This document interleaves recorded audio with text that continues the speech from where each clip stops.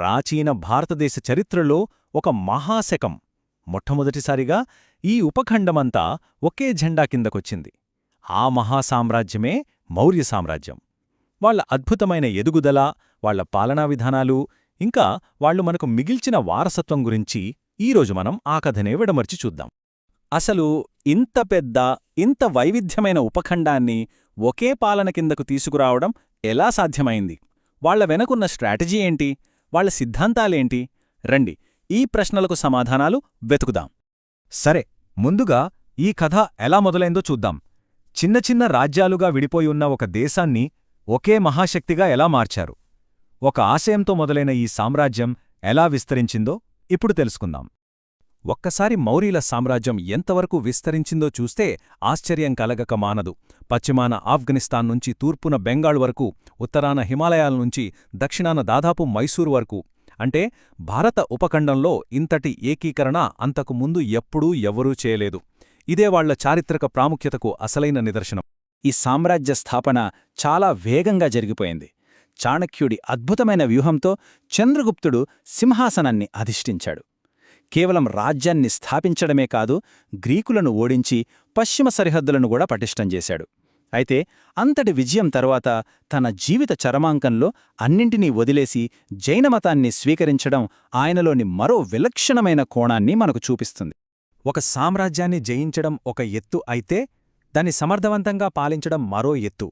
మరి ఇంత పెద్ద సామ్రాజ్యాన్ని నడిపించడానికి వాళ్లు అనుసరించిన ఆ బ్లూప్రింట్ ఏంటో ఇప్పుడు చూద్దాం.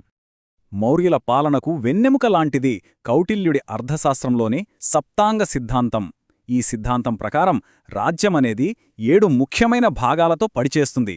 అచ్చం మన శరీరంలాగే. ఈ 7 ఏది సరిగా పనిచేయకపోయినా రాజ్యం బలహీనపడిపోతుంది. ఈ సిద్ధాంతం ఎంత స్పష్టంగా ఉందో చూడండి.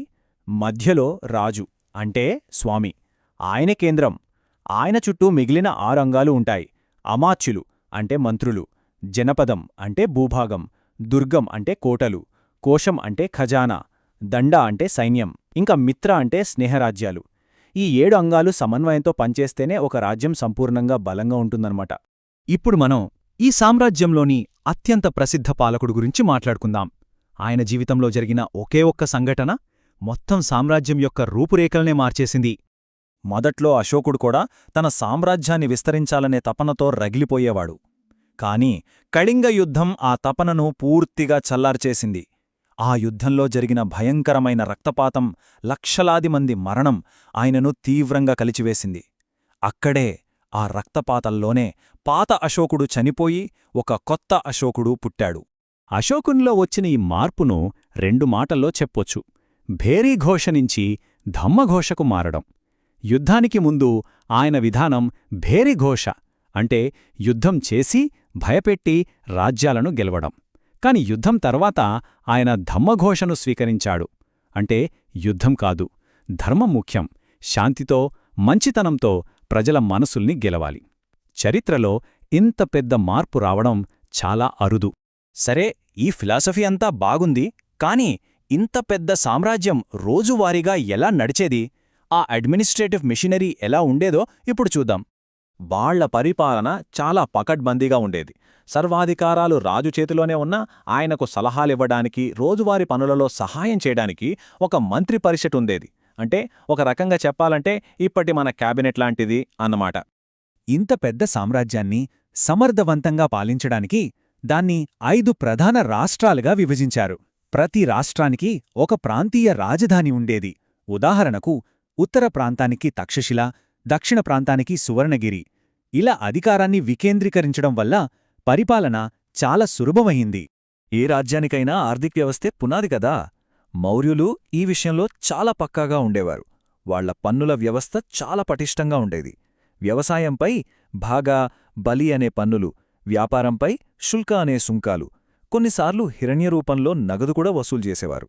ఈ డబ్బుతోనే వాళ్లు తమ భారీ సైన్యాన్ని, పరిపాలనను నడిపించగలిగారు. ఇప్పుడు మౌర్యుల పాలనలో ఒక ఇంట్రెస్టింగ్, ఇంకా చెప్పాలంటే ఒక సీక్రెట్ యాంగిల్ చూద్దాం. అదే వాళ్ల గూఢచార వ్యవస్థ. సామ్రాజ్య భద్రతకు ఇది చాలా కీలకం.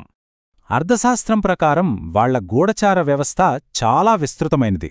గూఢపురుషులు అనే రహస్య ఏజెంట్లు సామ్రాజ్యం నలుమూలలా ఉండేవారు. వీరిలో ఒకే చోట ఉండి పనిచేసేవారిని సంస్థ అని, నిరంతరం తిరుగుతూ సమాచారం సేకరించేవారిని సంచారి అని పిలిచేవారు.